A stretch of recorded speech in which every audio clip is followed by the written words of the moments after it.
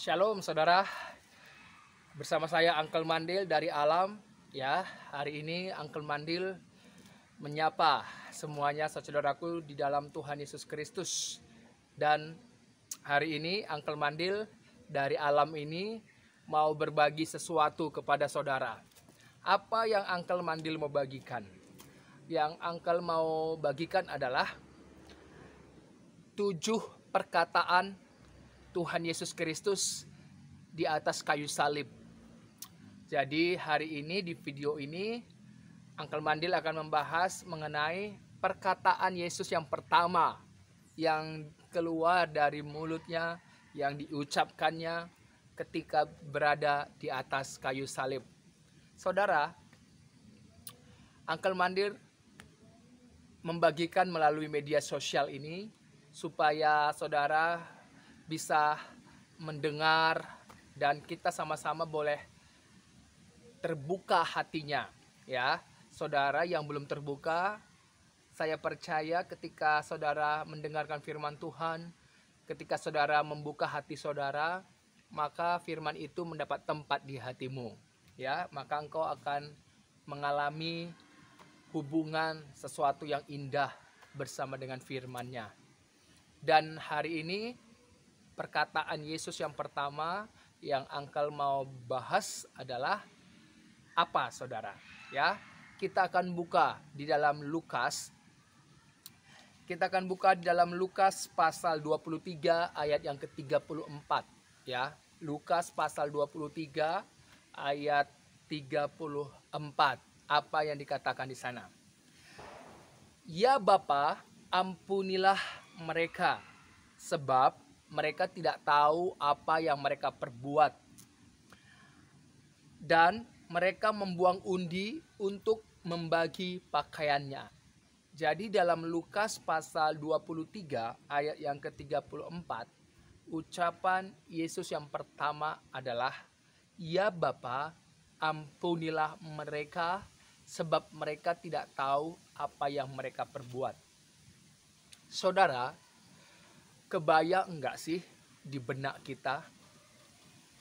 Kebayang enggak ketika Yesus, ya, yang telah dinubuatkan, yang telah dijanjikan oleh Tuhan Allah mulai dari Kejadian pasal 3 ayat yang ke-15 dan dinubuatkan oleh para nabi mengenai kehadiran dari Mesias itu, di mana digenapi oleh kehadiran dari Allah yang telah menjadi manusia, firman Allah yang telah menjadi manusia, yaitu di dalam Tuhan Yesus Kristus, ya.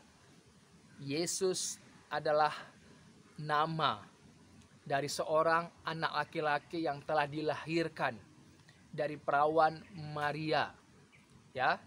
Ini diberitakan dalam Lukas pasal 1, dalam Matius ketika malaikat Tuhan yang telah diutus oleh Tuhan Allah untuk menyampaikan kepada Matius, ya, tunangan dari Maria, dan juga menyampaikannya kepada Maria. Sejak kelahirannya mengalami banyak sekali peristiwa-peristiwa penderitaan di mana dia telah mau dibunuh oleh Raja Herodes pada waktu itu yang memerintah, di mana kelahirannya saja sudah mau dibunuh, saudara. Itu sebabnya terjadi pembunuhan anak yang berusia 2 tahun pada zaman Raja Herodes, ya. Kemudian ketika Yesus secara fisiknya tumbuh, ya, dari bayi, anak-anak, remaja hingga dewasa, mengalami penderitaan demi penderitaan. Dan seperti yang dinubuatkan di dalam Yesaya pasal 52, ya. Ini adalah nubuatan terhadap Mesias, di mana begitu mengerikan. Saya bacakan, seperti banyak orang akan tertegun melihat dia, begitu buruk rupanya, bukan seperti manusia lagi, ya. Dan tampaknya bukan seperti anak manusia lagi.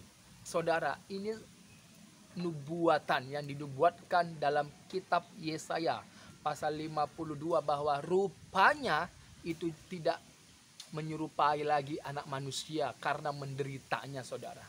Dan itu yang dialami oleh Yesus Kristus tergenapi, ya, di mana dia tidak lagi menyerupai anak manusia begitu mengerikan. Penderitaan yang begitu mengerikan dia alami. Inilah salah satu alasan mengapa penantian Mesias dalam kehidupan orang Yahudi itu menolak Yesaya 52 ini. Oleh karena apa? Oleh karena tidak mungkin seorang Mesias itu begitu buruk rupa, tidak lagi menyerupai anak manusia yang begitu menderitanya, seorang hamba, saudara. Tetapi walaupun banyak orang yang menolak tentang nubuatan ini, firman Allah itu kekal. Firman Allah tidak terbantahkan. Firman Allah tidak bisa ditukar dengan apapun. Firman Allah itu berjalan sesuai dengan jalannya firman Tuhan. Dan itu tergenapi, saudara. Di mana ketika Yesus, ya, menggenapi semua itu seperti yang dikatakan dalam Filipi pasal 2 ayat yang ke-8. Dan dalam keadaan sebagai manusia, ia telah merendahkan dirinya dan taat sampai mati, bahkan sampai mati di kayu salib. Yesus Kristus yang telah hadir di bawah matahari ini, yang telah mengambil daging, yang telah berinkarnasi menjadi manusia, firman Allah yang telah menjadi manusia, benar-benar mengosongkan dirinya, menderita, bahkan dikatakan sampai mati di atas kayu salib. Yesus dalam kemanusiaannya, dia menunjukkan kesetiaannya kepada Bapa yang telah mengutus dia. Oleh karena Yesus yang telah hadir darinya, yang telah datang darinya, yaitu firman Allah itu yang telah menjadi manusia, dan dia menunjukkan ketaatannya kepada Bapa. Luar biasa, saudara. Ketika Yesus di atas kayu salib, kebayang tidak? Perkataan pertama yang Yesus katakan adalah apa? Ya Bapa, ampunilah mereka. Kebayang enggak bagaimana dia telah menderita, tetapi dikatakan bahwa dalam Lukas pasal 23 ayat yang ke-34, ya Bapa, ampunilah mereka. Siapa mereka ini, saudara? Manusia berdosa, termasuk tentara Romawi yang pada waktu itu terlibat dalam penyaliban Yesus Kristus. Kebayang tidak? Yesus tidak membalas kejahatan dari manusia yang telah berdosa yang hendak dia selamatkan. Walaupun dia dicaci, dimaki, diludahi, bahkan ditolak, walaupun dia dikhianati, walaupun dia begitu buruk rupa sehingga tidak menyerupai anak manusia lagi karena menderitanya. Tetapi yang dia katakan adalah, ya Bapa, ampunilah mereka, sebab mereka tidak tahu apa yang mereka perbuat. Saudara, apa yang dikatakan oleh Yesus Kristus sama seperti yang dilakukan oleh Tuhan Allah dalam keilahiannya sebelum menjadi manusia, di mana ketika manusia pertama telah berdosa, tidak lagi taat dengar-dengaran kepada firman Tuhan, maka apa yang dilakukan oleh Tuhan Allah dalam Kejadian pasal 3 ayat 21, Tuhan Allah membuat pakaian dari kulit binatang. Saudara, luar biasa Allah yang saya sembah, Allah yang saya puji, Allah yang saya ikuti, Allah yang saya kenal di dalam Tuhan Yesus Kristus yang telah menyatakan, ya, dalam keadaannya dia adalah anak tunggal Bapa yang menyatakan Allah itu. Di dalam Yesus Kristus saya mengenal Allah, oleh karena Yesus Kristus. Dan Yesus Kristus, Dia memberikan satu pernyataan ketegasan yang menunjukkan hidupnya. Ya Bapa, ampunilah mereka. Saudara, inilah kebanggaan saya, orang yang percaya kepada Tuhan Yesus Kristus. Allah yang kusembah dalam Yesus Kristus tidak bengis. Dia mengasihi saya yang berdosa ini, yang seharusnya saya yang dihukum. Tapi karena kasih-Nya, Dia menyatakan sepenuhnya dengan mengorbankan dirinya hingga mati di atas kayu salib. Untuk siapa? Untuk saya, untuk saudara, untuk semua yang melihat video ini. Makanya Yesus dalam perkataannya, Dia mengatakan dengan tegas dalam kehidupannya, akulah jalan, akulah kebenaran, akulah hidup. Tidak ada seorang pun sampai kepada Bapa, kepada Allah, kalau tidak melalui Yesus Kristus. Inilah kebanggaan. Orang boleh berteriak-teriak, tetapi tidak ada jalan, tidak ada kebenaran, tidak ada hidup selain hanya di dalam Yesus Kristus. Luar biasa. Dan apa yang tertera dalam Lukas pasal 23 ayat 34, ketika Yesus itu disalib, ini adalah satu nubuatan yang ribuan tahun itu dinubuatkan. Oleh siapa? Oleh siapa? Selain dalam Kejadian pasal 3 ayat yang ke-15, juga oleh siapa? Yaitu dalam kitab Mazmur, ya. Dalam Mazmur pasal 22 ayat yang ke-18. Mereka membagi-bagikan ya pakaianku di antara mereka, dan mereka membuang undi atas jubahku. Saudara, ini adalah nubuatan yang ribuan tahun sebelum terjadinya penyaliban Yesus Kristus.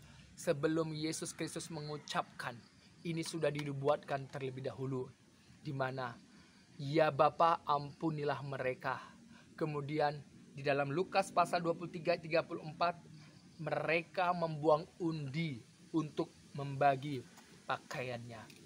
Ini adalah satu penggenapan nubuatan yang telah dinyatakan di dalam Mazmur pasal 22 ayat ke-18.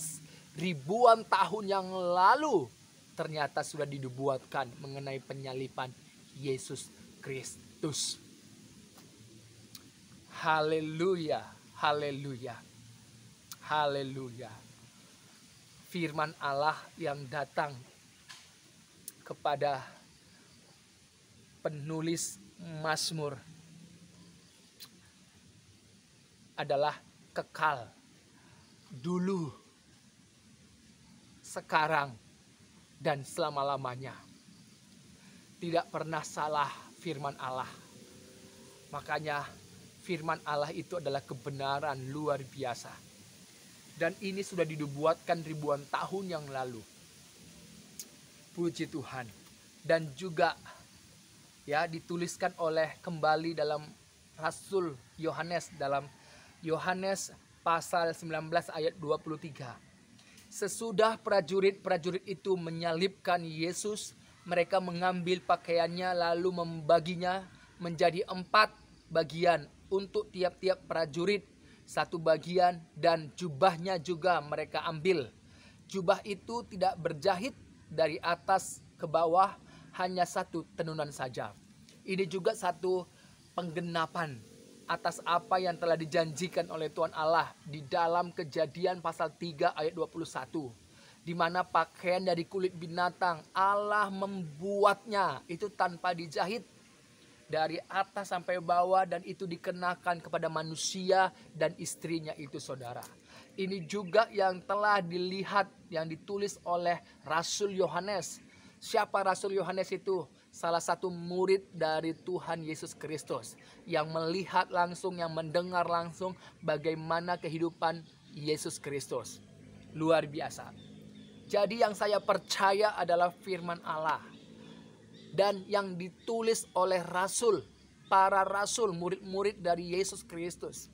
Ini yang harus menjadi standar hidup iman kita. Bukan perdebatan, bukan perkataan-perkataan manusia di tahun 2024 ini. No. Ini sudah ribuan tahun dinyatakan.